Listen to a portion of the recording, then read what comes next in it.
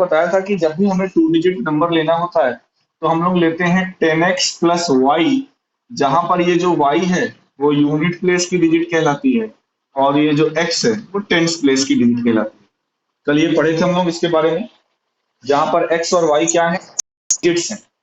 इसी तरह से अगर 3 डिजिट नंबर की बात होगी तो अगर हम ये ले लें क्या, 100x plus 10y plus z, कोई दिक्कत? तो पहली लाइन तो क्योंकि ये क्वेश्चन 3 डिजिट का है, 3 डिजिट नंबर का है, तो क्या ले लेंगे, let let 3 digit number be 3 digit number be 100x plus 10y plus z, where z is the unit place digit, y is the tens place digit and x is the 100 place digit। ठीक है, ये 100 place,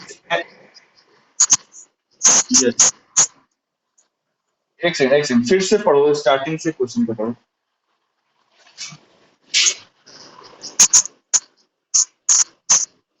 okay, रुक जाओ, wait, बोला जा रहा है a 3 digit number whose sum of digit बोला गया है ना, यानी कि जो पहली इक्वेशन बनेगी वो x plus y plus z equals to 17, यही बनेगी, है ना। बोला क्या जा रहा है, सभी लोग जो लोगों के पास क्वेश्चन नहीं है, देखिए क्वेश्चन क्या है इनका कि कोई 3 डिजिट का नंबर है, तो हमने मान लिया 3 डिजिट का number 100x plus 10y plus Z है। उसमें फिर क्वेश्चन में बोला गया जिनके डिजिट्स का सम 17 है, जैसे कल कोई लिए थे 2 डिजिट नंबर, उसमें डिजिट का सम 9 था, ये 3 डिजिट नंबर है, इसमें इसमें डिजिट का सम 17 है, और आपको पता है यहाँ पे डिजिट्स क्या क्या है, x y z, these are the digits, then x plus y plus z equals to 17, this is our first equation। Okay, now according to question second condition के बारे में भी कुछ कहा गया होगा, राहिल अब आगे पढ़ो उसको।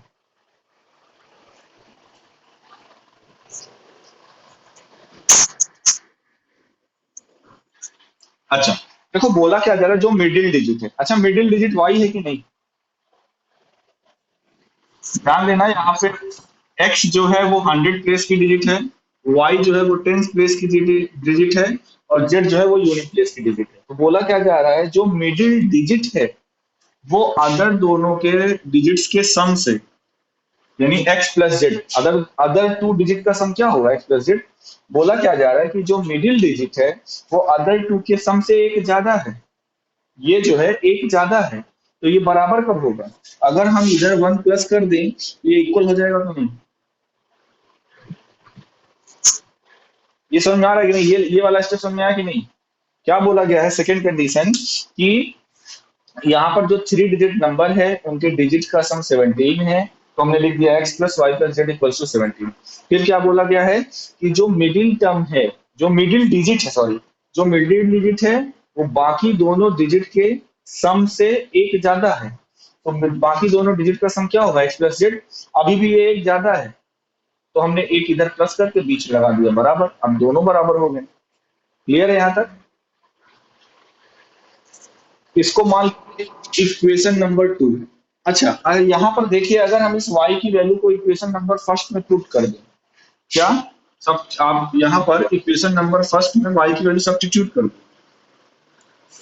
y इक्वेशन, y इक्वेशन 1 क्या हो जाएगा, x प्लस y लिखा हुआ है, y की जगह पे ये पूरी वैल्यू लिखो, क्या x प्लस जेड प्लस 1, ये y की वैल्यू लग गई, फिर क्या है प्लस जेड इक्वल्स टू 17, तो ओवरऑल ये हो जाएगा 2x प्लस 2z, और ये प्लस उनको इधर भेज दो तो ये हो जाएगा 16, 2 से डिवाइड कर दो पूरे इक्वेशन को LHS और RHS में, तो x plus z equals to 8, इसको मान लो इक्वेशन नंबर 3। कोई दिक्कत यहाँ तक,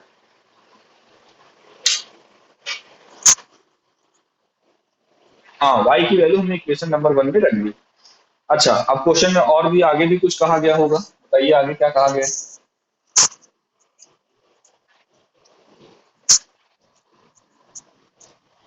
ओके, अब बोला जा रहा है डिजिट को रिवर्स कर दिया जाए, मतलब वहां पे 2 डिजिट को जब रिवर्स कर देते थे तो नंबर बनता था 10y प्लस एक्स, क्या बनता था 10y प्लस एक्स। यहाँ पे जब आप रिवर्स कर दोगे तो यहाँ पे बताइए रिवर्स करने के बाद जो 3 डिजिट की नंबर बनेगा वो क्या होगा बताइए। रिवर्स रिवर्स के बाद अब देखिए रिवर्स करने का मतलब देखिए अभी एक्स वाई जेड चल रहा था, अब क्या चलेगा जेड वाई एक्स, यही तो रिवर्स होगा ना। तो 3 डिजिट अब 3 डिजिट का नंबर क्या हो जाएगा 100 z plus 10 y plus x, यही होगा कि नहीं। This is the 3 digit number after reversing the digit. अब बोला क्या जा रहा है कि डिजिट को जब हमने रिवर्स किया तो जो नंबर आया वो ओरिजिनल नंबर से 396 कम है, यही बोला जा रहा है ना। फिर से पढ़ो थोड़ा सा लास्ट लाइन।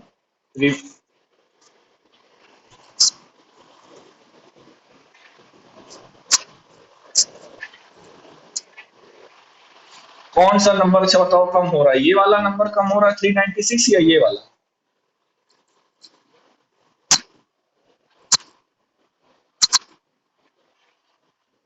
ये फिर से थोड़ा सा इसको एक बार पढ़ो लास्ट वाली लाइन।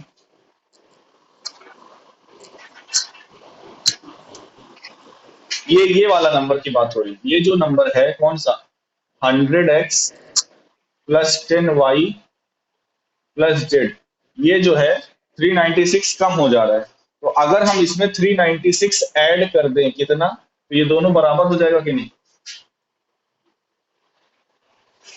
क्या बोला जा रहा है कि अगर डिजिट को आप रिवर्स करते हो, क्या अगर आप डिजिट को रिवर्स करते हो तो रिवर्स करने पर ये बनेगा 3 डिजिट नंबर क्या 100 जेड, ये जेड लिखा हुआ है 100 z plus 10 y plus x. According to question अगर आप 3 डिजिट्स को रिवर्स कर रहे हो तो जो ओरिजिनल नंबर तो क्या हो रहा है जो आपका ये जो नंबर है वो 396 कम हो जा रहा है। तो आपने क्या किया इस नंबर में 396 ऐड जब कर दिया तो इस सिचुएशन में दोनों नंबर बराबर हो जाएंगे कि नहीं।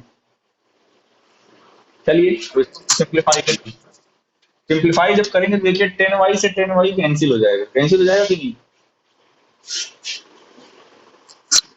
और आप क्या करिए एक्स को इधर भेजिए तो ये 100x में से x माइनस होगा आएगा 99x। 100 जेड को भी उधर भेजिए तो ये हो जाएगा -99 जेड प्लस 396 बराबर 0, या 396 को आप RHS उधर पलट दीजिए ये हो जाएगा -396। कोई दिक्कत। अब 99 देखिए ये 99 से डिविजिबल है पूरा इक्वेशन, तो ये हो जाएगा x minus z equals to -4, equation number 4। कोई दिक्कत। अब देखिए आपके पास दो इक्वेशन है, इक्वेशन नंबर 3 और इक्वेशन नंबर 4। इक्वेशन नंबर 3 को मैं फिर से लिख दे रहा हूँ क्या है x plus z equals to 8, ये इक्वेशन नंबर 3 थी। आप क्या करिए दोनों को ऐड करिए, जेड से Z cancel 2x equals to -4 plus 8, ये हो जाएगा 4, तो x की वैल्यू आ जाएगी 2। कोई दिक्कत यहाँ तक। अब आप x की वैल्यू अगर इक्वेशन नंबर 3 में यहाँ पर रख दीजिए फ्रॉम 3। देखिए तीसरी इक्वेशन क्या है x plus z equals to 8, x की जगह पे अगर हम 2 रख दें तो 2 प्लस जेड इक्वल्स टू 8, इसका मतलब जेड की वैल्यू 6 आ जाएगी कि नहीं बच्चों। y की वैल्यू चाहिए तो इक्वेशन नंबर 2 में x और z रख दो। देखो x की वैल्यू आई है 2, z की वैल्यू आई है 6, y की वैल्यू क्या हो जाएगी y की वैल्यू बच्चों हो जाएगी 9। क्लियर है। तो नंबर क्या होगा, नंबर क्या होगा 3 डिजिट नंबर क्या होगा। देखिए 100 इंटू एक्स क्या था नंबर, हमने ये माना था ना लेट 3 डिजिट नंबर भी 100x, तो 100 इंटू 2 ये क्या होगा 100 into 2 plus 10 into 9 plus Z की वैल्यू कितनी है 6, ये हो जाएगा 296। 296 कितना नंबर, ये आंसर क्या आएगा 296, ये हो जाएगा आपका आंसर। क्लियर है सभी को। हाँ बेटा बोलो।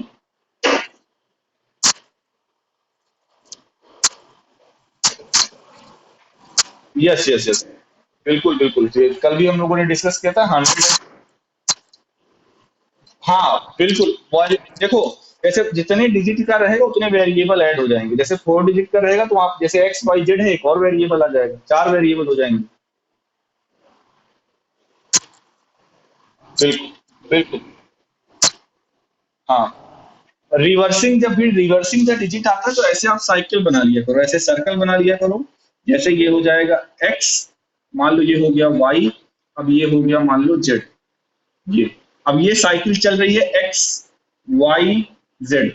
अब रिवर्सिंग डिजिट मतलब जेड से स्टार्ट करना है, जेड फिर वाई फिर एक्स, क्लॉकवाइज एंटी क्लॉकवाइज। तो आपको रिवर्सिंग द डिजिट में कोई कंफ्यूजन नहीं होगा कि पहले वाई आएगा कि पहले जेड आएगा। अब वेरीफाई करना है आंसर को, मैंने कल भी बताया था, एक बार जरूर रफली चेक कर लिया करो। जो पहली इक्वेशन बोली गई थी कि तीनों डिजिट का सम, मतलब 3 डिजिट नंबर के तीनों डिजिट्स का सम 17 है। जरा देखो 296 लिखा हुआ है, तो 2 + 9 + 6 आप करोगे तो 17 आ रहा है। इसका मतलब हमारा आंसर सही है। ठीक है, ओके। ट्राई बेटा अटेंडेंस ले लेना, बच्चों की संख्या ठीक ठाक दिखाई दे रही है अभी तो। ओके ओके बच्चों, अब आते हैं अपने अगले टॉपिक पे जो कि है रिड्यूसिबल फॉर्म। क्या है? Reducible form. देखिए बोर्ड के पॉइंट ऑफ व्यू से भी ये टॉपिक बहुत इंपॉर्टेंट है, क्योंकि ये लंबे नंबर में से जैसे 4 नंबर हो गया या 5 नंबर हो गया या 3 नंबर हो गया, इस तरह में इस तरह के क्वेश्चन पूछे जाते हैं। ठीक है, तो क्या हम पढ़ाने जा रहे हैं? Reducible form. Reducible form. देखिए पहली चीज तो यहाँ पर ये है, एक चीज के लिए आपको प्रिपेयर रहना पड़ेगा। रिड्यूसिबल फॉर्म में बच्चों आपको मेहनत ज्यादा करनी है, मतलब वो लेंदी जाएगा ये श्योर है। मतलब जैसे आप substitution method, elimination method, cross multiplication method जैसे आप पढ़ते हो, तो उसमें आप मेथड लगाकर आंसर निकाल लेते हो।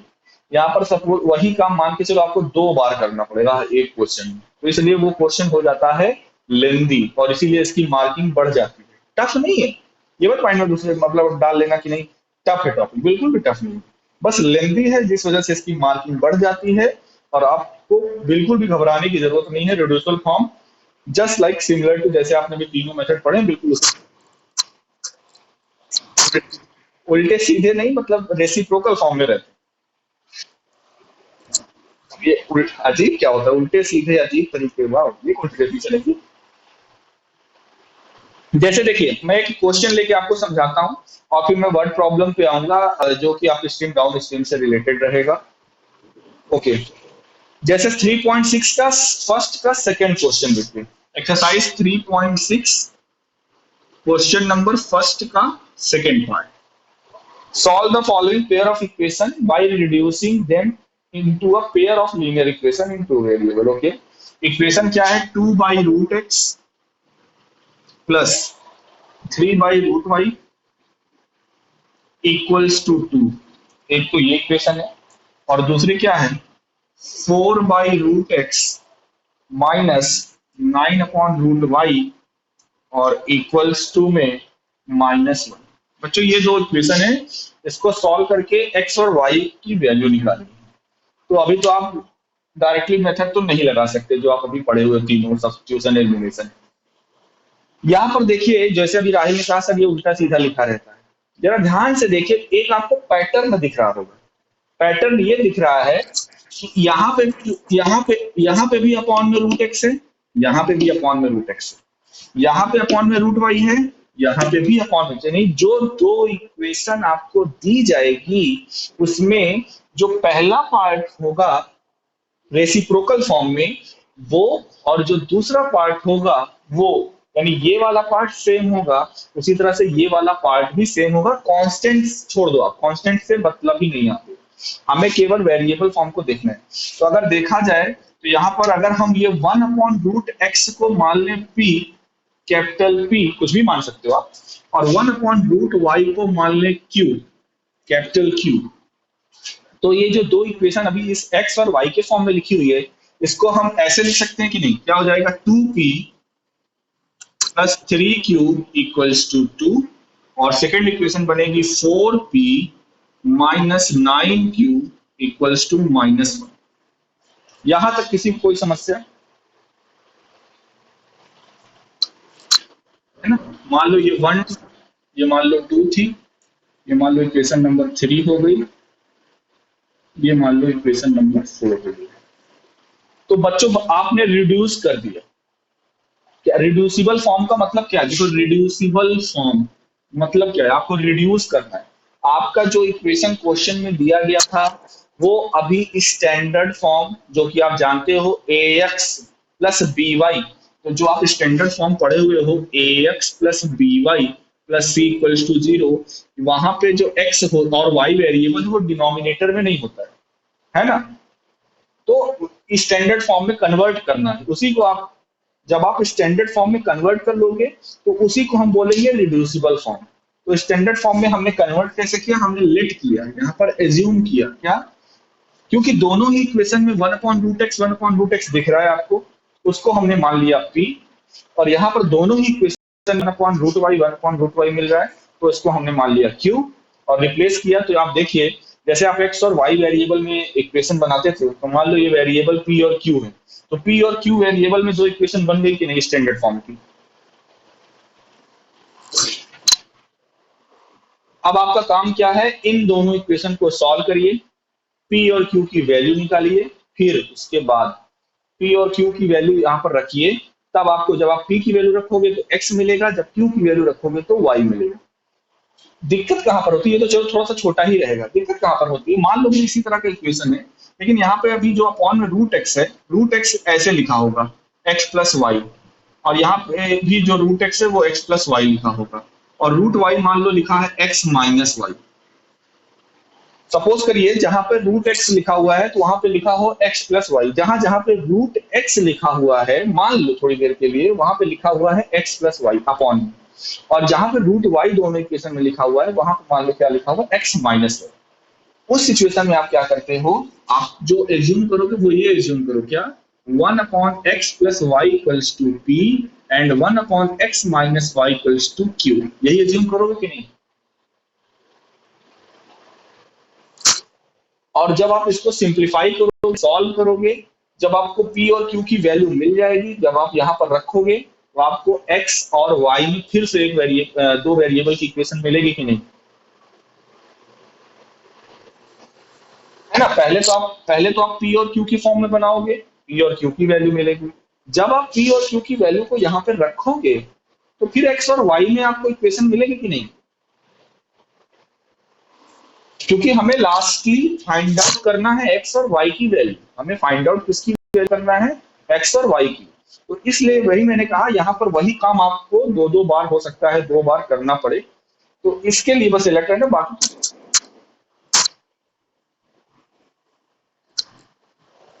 हाँ जी, क्या बोल रहे थे? हाँ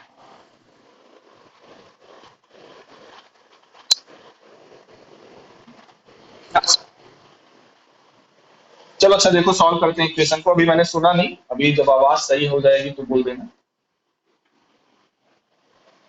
देखिए, अब हमारा काम क्या है? इसको सॉल्व करना। ये जो आपने पी और क्यू के फॉर्म में इक्वेशन कन्वर्ट किया, इसको सॉल्व करिए, पी और क्यू की वैल्यू निकालिए। तो सॉल्व करने का तरीका क्या है? अगर मैं इक्वेशन नंबर 3 में 3 से मल्टीप्लाई कर दूं, इक्वेशन मैं एलिमिनेशन मेथड लगाना चाहता हूँ, मैं 3 में 3 से मल्टीप्लाई कर दूं तो ये इक्वेशन बन जाएगी क्या? 6p plus 9q equals to 6। इसको मान लीजिए इक्वेशन नंबर 5। कोई दिक्कत किसी को?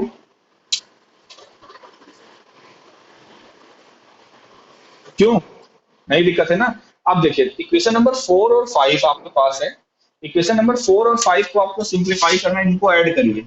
जब आप ऐड करेंगे तो 9q से 9q कट जाएगा, 4p प्लस 6p, ये कितना आ जाएगा? 10p। ये कितना आ जाएगा? 10p। और इक्वल्स टू में 5, क्योंकि माइनस, यानी p की वैल्यू क्या आ गई? हाफ। p की वैल्यू क्या आ गई? 1/2। अब p की वैल्यू 1/2 आ गई, इनमें से किसी भी इक्वेशन में। चलो इक्वेशन नंबर 3 में हम रखने जा रहे हैं। किस इक्वेशन में? थर्ड इक्वेशन में p की वैल्यू रख लो। जब थर्ड इक्वेशन में p की वैल्यू रखोगे हाँ हाँ हाँ, बिल्कुल बिल्कुल। नहीं, कोई जरूरी नहीं है, मतलब जैसे आपने इसमें मल्टीप्लाई किया तो उसी में प्रूव करो, ऐसा जरूरी नहीं है। आपके पास ये जो तीन इक्वेशन अभी इसमें है, इन तीनों में से किसी भी इक्वेशन में आप, हाँ बिल्कुल। तो p की वैल्यू 1/2 हम इक्वेशन नंबर 3 में रख रहे हैं। तो 2 इंटू 1/2, 2p है क्योंकि, प्लस 3q इक्वल्स टू 2। तो 2 से 2 यहाँ पे कैंसिल हो जाएगा, बचेगा 1, 1 को आप आरएचएस में भेज दीजिए। तो 3q equals to 1, q equals to 1/3 यानी 1/3। कोई दिक्कत? यस। अब अगला काम क्या है हमारा, p और q की तो वैल्यू आ गई, लेकिन ये आंसर मत छोड़िएगा। अगर आप इतना करोगे तो आपको आधा ही नंबर मिलेगा। अगर 2 नंबर का क्वेश्चन है तो 1 मिलेगा, 3 नंबर का क्वेश्चन है तो 1.5 मिलेगा। अभी आपका काम खत्म नहीं हुआ है। अब आप, हाँ, अब क्या करेंगे, नेक्स्ट, यहाँ पे लिखेंगे नेक्स्ट। अब उठाएंगे इसको, since 1/√x equals to p, ऐसा हमने माना था। ये हो जाएगा 1/√x इक्वल्स टू 1/2। ये क्या हो जाएगा, 1/2। क्रॉस मल्टीप्लाई कर दीजिए तो हो जाएगा √x इक्वल्स टू 2। अब क्या करिए, x की वैल्यू चाहिए ना कि √x आपको चाहिए, तो squaring on both sides, x equals to आ जाएगा 4। कोई दिक्कत? इसी तरह से ऑल्सो हमने 1/√y को q माना था, और q की वैल्यू 1/3 है। क्रॉस मल्टीप्लाई करेंगे तो हो जाएगा √y इक्वल्स टू 3। y की वैल्यू क्या आ जाएगी, स्क्वायरिंग ऑन बोथ साइड करेंगे तो 9। तो ये हो गया आपका आंसर, x की वैल्यू 4, y की वैल्यू, हाँ जी, हाँ हाँ, बस बस बस यहीं पे आप छोड़ दो, काम करता हूँ, कुछ नहीं करना। आप सॉल्व करने का मतलब यही है कि जब भी बोला जाए इक्वेशन को सॉल्व करिए रिड्यूसिबल फॉर्म से, मतलब आपको एक्स और वाई की वैल्यू निकालना है, जो भी वेरिएबल वहां पे इन्वॉल्व है। अब एक क्वेश्चन और मैं करा दे रहा हूँ इसी फॉर्म का, लास्ट वाला, 1 का 8th वाला, फिर मैं वर्ड प्रॉब्लम करता हूँ।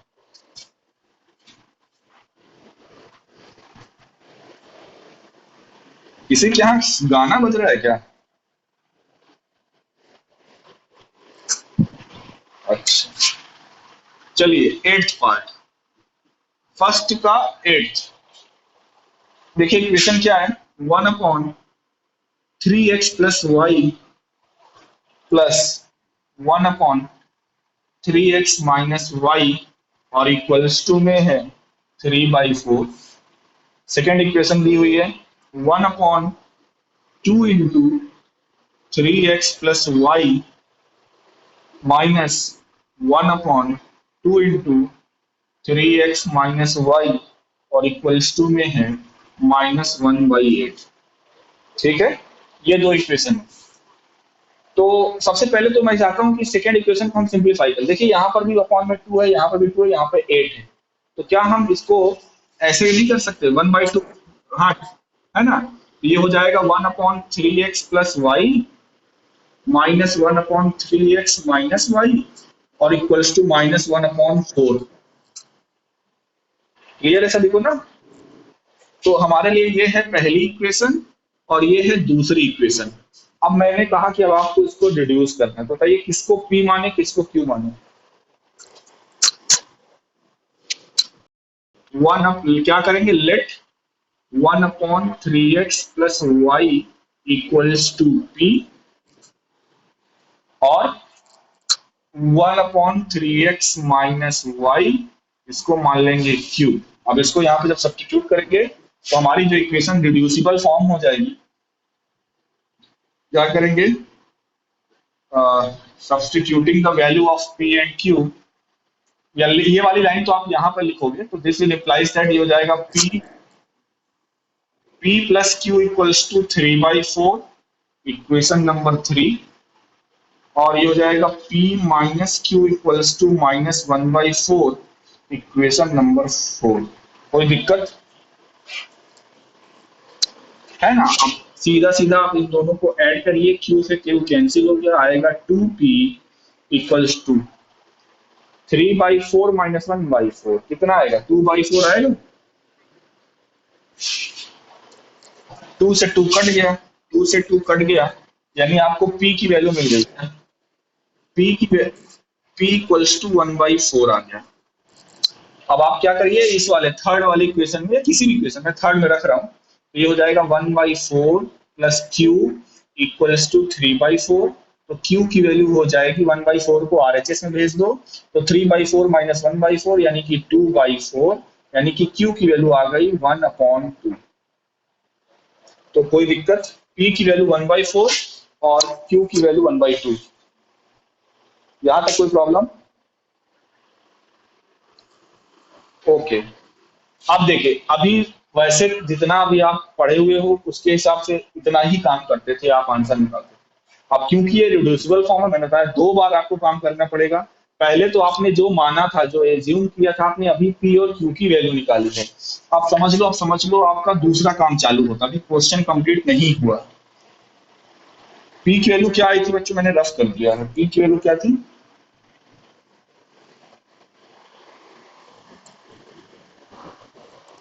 ओके।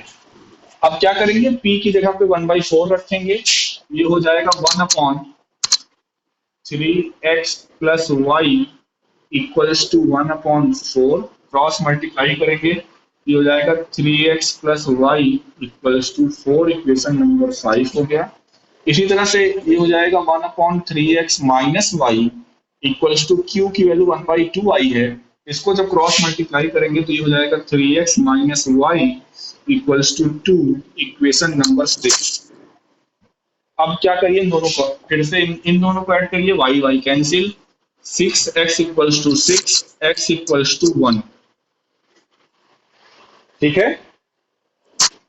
किसी में भी रख दीजिए, मान लो मैं x की वैल्यू यहाँ पे पुट कर रहा हूँ, तो ये हो जाएगा 3 × 1 प्लस वाई इक्वल्स टू 4। हमने x की जगह पे 1 सब्सटीट्यूट किया, ये हो जाएगा y इक्वल्स टू 4 माइनस 3, 1 जा 3, यानी y की वैल्यू भी क्या आ गई, 1। x की वैल्यू भी 1 और y की वैल्यू भी 1।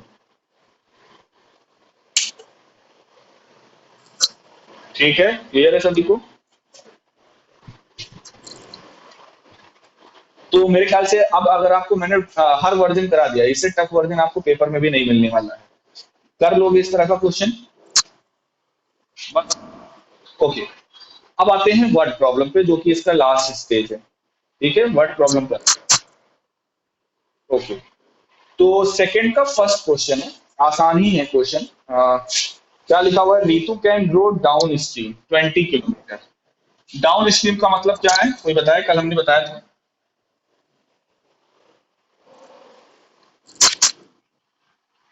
वेव के साथ हो, है ना। जैसे ये मान लो वेव है, वाटर वेव है मान लो ये, और ये इस धारा में, मतलब डायरेक्शन इसका, वेव के फ्लोइंग का डायरेक्शन ये है। और मान लो रीतु ये है, ये रीतु है, ये इसी डायरेक्शन में अगर स्विम कर रही है, ये स्विमिंग कर रही है इसी डायरेक्शन में। तो सबसे पहले हम रीतु के स्पीड को मान ले रहे हैं x। लेट क्या करना है हमको, निकालना क्या है, find the her speed of rowing water. तो let Ritu's speed equals to, in still water. हाँ, स्टिल वाटर का मतलब अभी उसकी खाली उसकी स्पीड की बात हो रही है। इन स्टिल वाटर, शांत जल इसको बोलते हैं। स्टिल वाटर मतलब वाटर जब मूव नहीं कर रहा है, वेव, उसमें वाटर वेव नहीं है, मतलब वेविंग नहीं हो रही है। तो रीतु की स्पीड को हम मान ले रहे हैं x किलोमीटर पर आवर, और उसकी स्पीड को क्या नाम है, स्पीड ऑफ करंट, करंट बोलो वेव बोलो, बात एक ही है। And let speed of current, या उसके वेव की स्पीड को क्या मान ले रहे हैं, y किलोमीटर पर आवर। रीतु की स्पीड x है, वाटर वेव की स्पीड y है, बड़ा कौन होगा?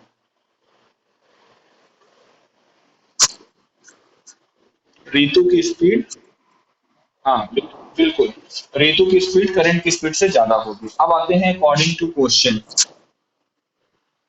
बोला ये जा रहा है, अच्छा डाउन स्ट्रीम और अप स्ट्रीम, जब डाउन स्ट्रीम की बात होगी, जब डाउन स्ट्रीम की बात होगी, तब रीतु की स्पीड, रीतु कितने स्पीड से आगे चलेगी बताइए? जब डाउन स्ट्रीम की बात होगी, तब रीतु, तब रीतु की स्पीड होगी डाउन स्ट्रीम में, रीतु की स्पीड होगी x plus y kilometre per our,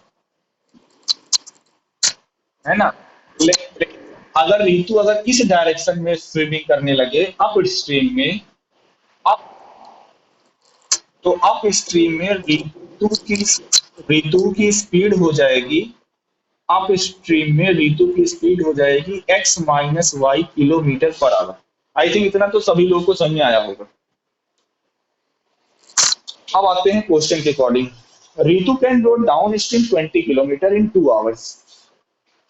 distance दिया हुआ है और टाइम दिया हुआ है। डिस्टेंस दिया हुआ है, टाइम दिया हुआ है, कितना? 20 किलोमीटर की डिस्टेंस 2 घंटे में जाती है। यही तो बोला जा रहा है ना।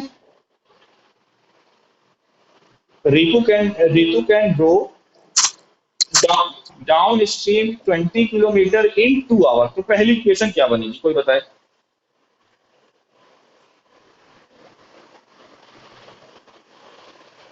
देखिए, यहां से x plus y equals to,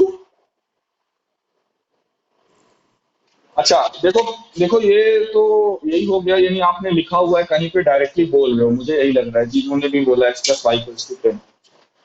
मैं तरीका पूछ रहा हूँ, देखो आया कैसे x plus y equals to 10।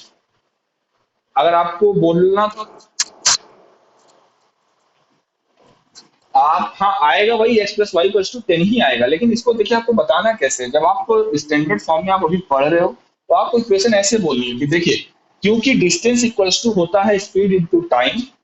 Speed, क्योंकि डाउन स्ट्रीम की बात हो रही है अभी, तो डाउन स्ट्रीम में स्पीड है एक्स प्लस वाई, ये हो गया स्पीड, एक्स प्लस वाई हो गया स्पीड।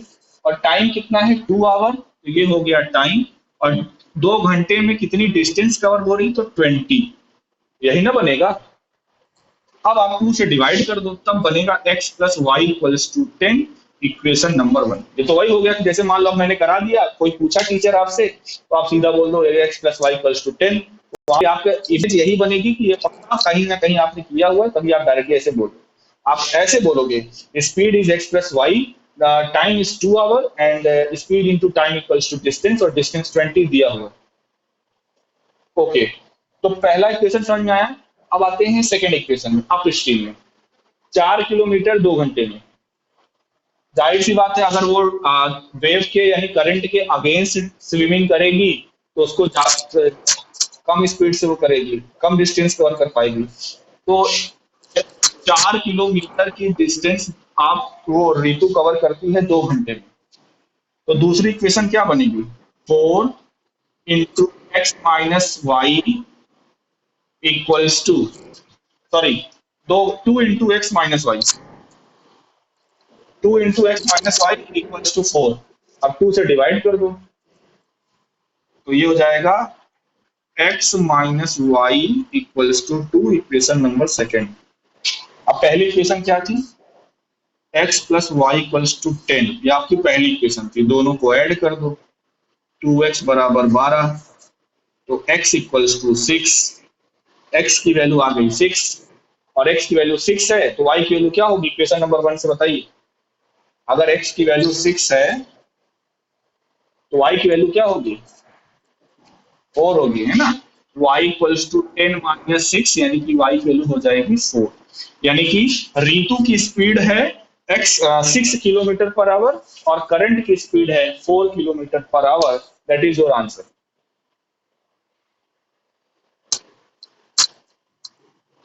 तो बस टफ नहीं है, अगर बस इसमें केवल आपको बस ये इतना ही माइंड में रखना है। अप स्ट्रीम मतलब speed equals to x minus y, downstream मतलब speed equals to x plus y. बस, बस। इससे अच्छा क्वेश्चन तो इसमें सेकंड का सेकंड वाला है, जिसमें वर्क का यूज हो रहा है, वर्क एंड टाइम का।